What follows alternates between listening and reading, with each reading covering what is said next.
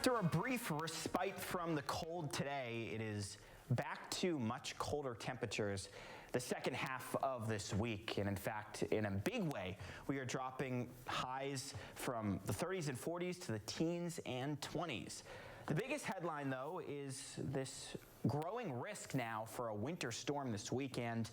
And have to watch. The potential is there for a widespread and maybe a plowable snow, especially the second half of the weekend. But before that point, it's all about the cold. Tomorrow we're cold. By Friday, we are downright frigid. Highs Thursday, 24. High Friday, 7 degrees. Right now, temperatures are in the mid to upper 30s, low 40s, but a front is going to be knocking on our doorstep, and that's going to really knock down temperatures. By the way, wind chills, 20s and 30s across the map. Winds are going to stay elevated through the day tomorrow, so it will keep a nippiness around, especially as temperatures drop overnight tonight.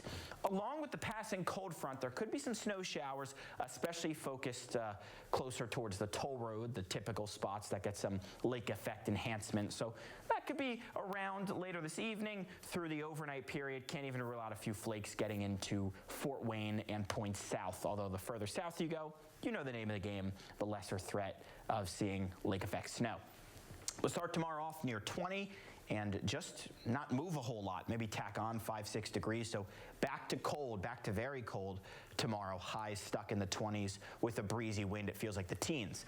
How about another front bringing some light snow showers? Thursday into Friday, that's a reinforcing shot of even colder air.